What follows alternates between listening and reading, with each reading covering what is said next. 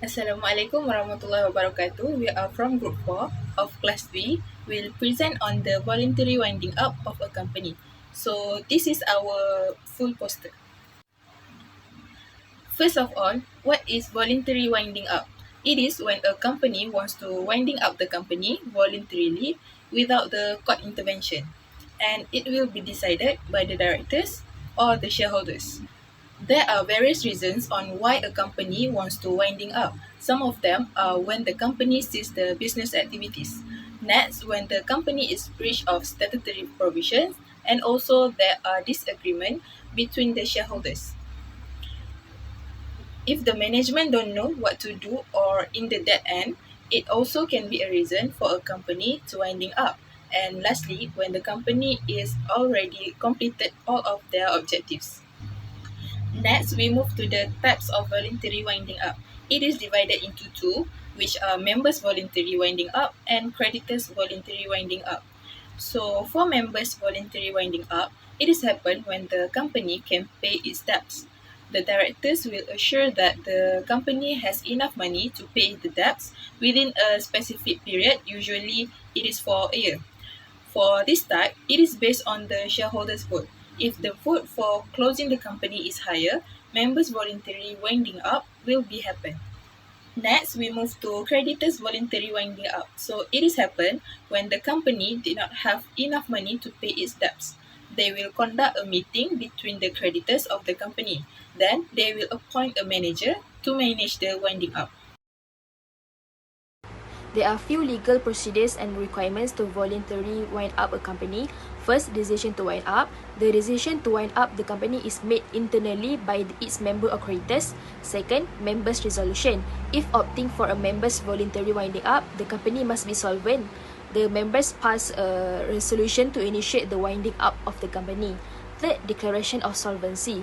The directors issues a written declaration confirming the solvency of the company, stating that they believe the company can settle its debts for the next 12 months. Fourth, nomination of liquidators. The company nominates one or more liquidators to oversee the winding up process and distribution of assets.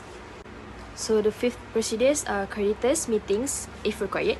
If the appointed liquidator believe the company cannot settle its debt as stated in the declaration of solvency, a meeting of creditors is called.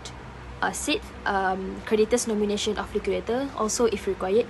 At the meetings of creditors, the creditors nominate a liquidator. If the nomination from the company and creditors differ, the person nominated by creditors will be appointed as the liquidator.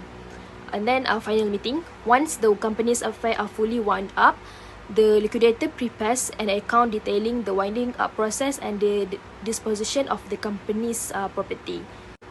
The next procedure would be submission of returns. The liquidator submit a return of the holding of the final meeting to the registrar of companies and the official receiver, along with copies of the liquidator's account attached to the return. And then the last procedure is dissolution. After a period of 3 months from the date of lodging the returns with the registrar of companies and official receiver, the company will be officially dissolved. So today I would like to present about the roles of stakeholder when it comes to companies winding up. So the first one is shareholder. The shareholder vote on company winding up in a general meeting with special resolution for voluntary windings up. Liquidator may oversee procedure and shareholder receive the remaining asset. So move to the next stakeholder, which is director. Director declare company solvent, oversee winding up, notify authorities and creditors, and also provide necessary document for liquidator assistance in members voluntary winding up. So for the last one is creditors.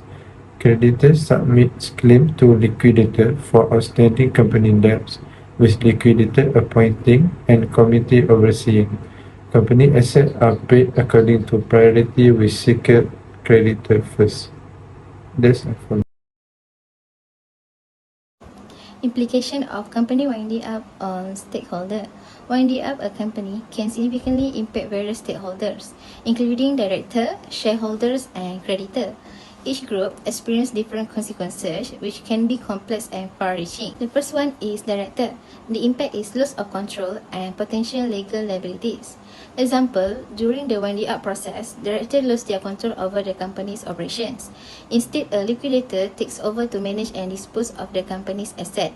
Additionally, directors may face legal scrutiny if they are found to have engaged in wrongful trading or other misconduct leading up to the winding up.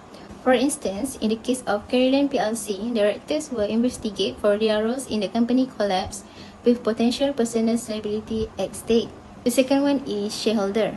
The impact is financial loss and distribution of remaining asset. Example, shareholders are often the last to receive any remaining funds after a company debts have been paid. This means they are likely to suffer significant financial losses, especially in the case of an insolvent winding up where debts exceed the company's asset. In the winding up of Toys R Us, shareholders received nothing after creditors were paid, illustrating the high financial risk for shareholders. Third, creditors. The impact is debt recovery and involvement in liquidation process. Example, creditors may recover a portion of what they are owed, but this depends on the availability of the company assets. Secure creditors often have priority over unsecured creditor. For instance, in the liquidation of Blockbuster UK, secure creditor will There are pay three first while alternative processes to unsecured creditor winding up receive a minimal company. payouts. First is Creditors also restructuring. play an active role Restructuring in the is winding up changing how process, the company such operates as or attending manage money creditors to make meeting it and better. submitting Four things claims to to the do in liquidator. restructuring are operational optimization, debt restructuring, asset realignment, and equity infusion. Second process is administration. Administration process is get someone to manage the company's affair and try to save it or sell it. Company need to prepare administration. After that, company need to do company voluntary management. And last is operational restructuring. The last process is receivership. Receivership is company must have someone to take control of the company stock to pay back what owed to certain creditor. In this process, company need to negotiate settlement. Next is company need to handle management buyout, and lastly is sale of asset where company need to sell their asset.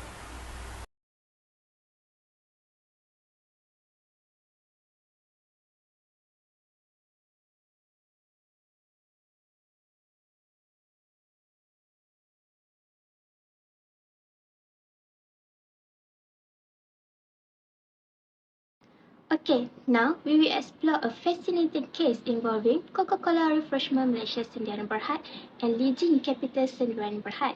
Let's dive into the details. In this case, Coca-Cola Refreshment Malaysia, known as Coca-Cola, initiated legal proceeding against Legion Capital.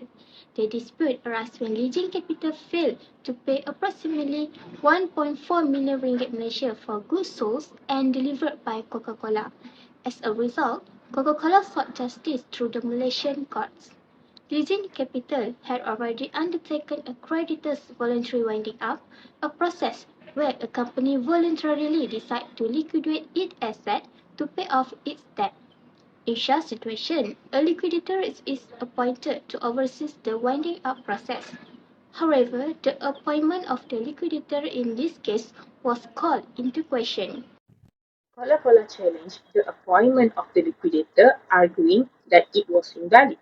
The High Court of Malaysia reviewed the case and found merit in Coca-Cola arguments.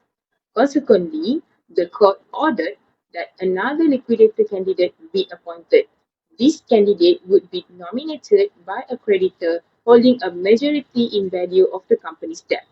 The decision underscores the significance of creditor influence in winding up proceedings. It highlights that creditors, especially those with substantial claims, have a pivotal role in determining the cost of winding up process. In summary, the case of Coca-Cola Refreshment Malaysia's Berhad v. Legions Capital's Berhad exemplifies the complexities involved in creditors' voluntary winding up.